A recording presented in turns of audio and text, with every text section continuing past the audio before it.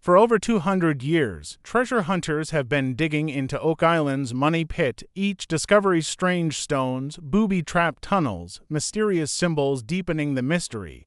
No one knows who built it or what's buried there. But many believe the island is hiding a massive treasure trove. And to prove it, they're willing to risk their lives. In the summer of 1795, a group of boys were playing near the shore when they noticed something odd sticking out of the ground, a large flat stone covered in dirt. It looked like a road marker or the base of a statue. They brushed off the excess soil and soon realized there was something written on it. The inscription read, "Beware of the quicksand." The boys took this warning seriously, but their curiosity got the best of them and they started digging anyway. They only dug down about 3 feet when they hit solid rock. Then they noticed that the rock had been hollowed out. As they peered inside, they could see more writing. The letters 4 for inches were carved into the rock in what appeared to be an ancient language. When they continued to dig, they found another layer of rocks with the numbers 9 inches carved on them. When the boys realized they had stumbled upon something special, they ran to tell everyone. Soon, hundreds of people from Halifax, Nova Scotia had shown up to check out the strange money pit. At first, people thought there may have been pirates buried beneath the island. Pirates were known to bury their loot on Oak Island and then sail away, never to return. However, no bones were ever found. Instead, people kept finding valuable artifacts, including old coins, shackles, swords, and guns. As time went on, many began to believe the pit was connected to the Knights Templar, a powerful Christian order founded in 1118 to protect pilgrims on their way to the Holy Land. Rumor said the Knights Templar hid their treasures before they were dissolved by King Philip IV of France in 1307. Some historians even believe that several Templar ships docked on Oak Island in 1290 and hid their valuables before being called back to France by their Grand Master. A man named Daniel McGuinness was so convinced the pit belonged to the Templars that he bought the island in 1849 and began excavating the area where the boys had made their original discovery. He spent thousands of dollars on drills, shovels, and picks, but he never found anything. In the end, his work created a 260-foot deep shaft and several tunnels that led nowhere. Eventually, he gave up and sold the island. By the early 1900s, rumors of the Templar treasure had died down, but interest in the money pit was at an all-time high. People speculated that the pit might actually belong to Captain Kidd, a notorious pirate from the golden age of piracy. Unfortunately, anyone who tried to find out the truth was met with disappointment. In 1904, a man named Lewis Nichols decided to take matters into his own hands. He hired 20 men and together they spent 2 years digging through the island. They uncovered more strange symbols, including the number 7, a crescent moon, and the letter X. They also found a huge stone slab weighing several tons. Lewis believed the slab was the key to solving the mystery, but he never lived to see it unearthed. He died in 1906 before he could finish the job. After Lewis passed away, his son Chester took over the project. It wasn't until 1931 that Chester and his crew finally removed the stone slab from the ground. It turned out to be a false bottom. Underneath it, they found 3 wooden boxes. 2 of the boxes were empty, but one contained several old coins. They also discovered a lead pipe filled with gold and silver coins. One coin was engraved with the year 1701. All told, they found 24 pounds of treasure. However, that would be the last treasure ever found on Oak Island. 3 weeks after the discovery, a storm swept across the coast of Nova Scotia. High winds and heavy rains flooded the shaft and washed away the tunnel entrances.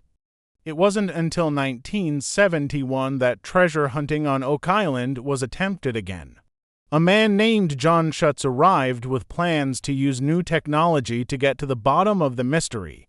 John used a nuclear radiation detector which allowed him to identify where there was a high concentration of iron ore. This would help him avoid the booby traps left behind by previous excavators. John even hired a helicopter to take aerial photographs of the island.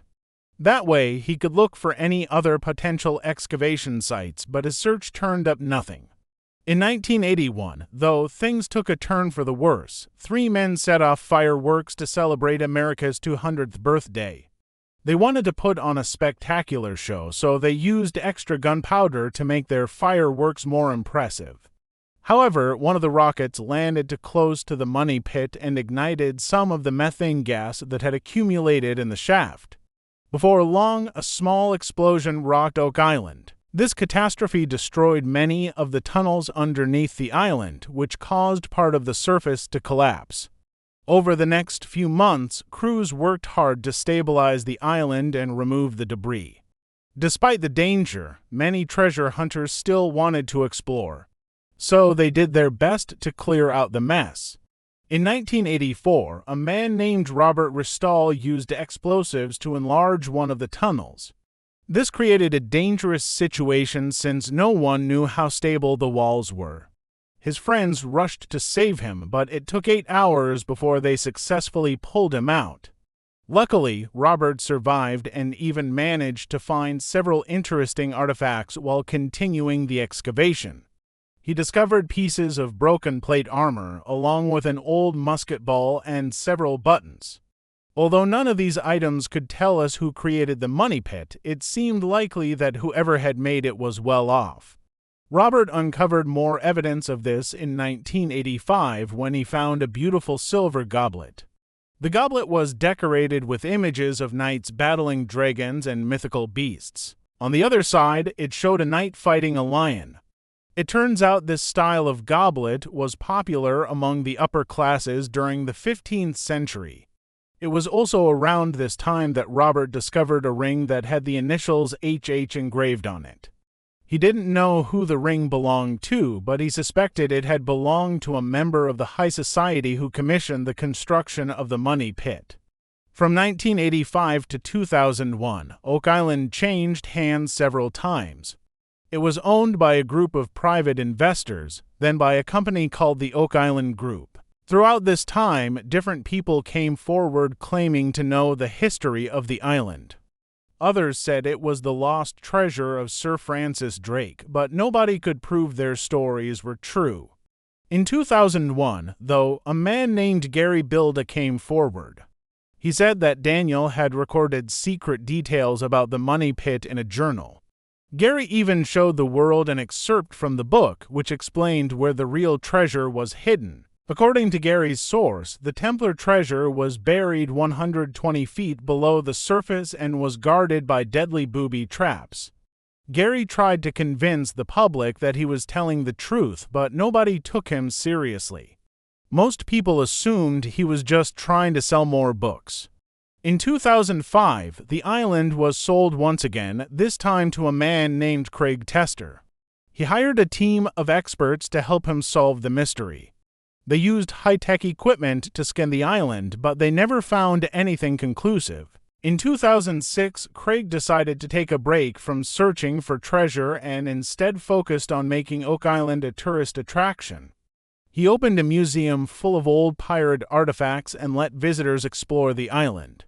But only a few years later, the park was forced to close due to a lack of funding. He worked with Canadian scientists to use ground-penetrating radar on the island.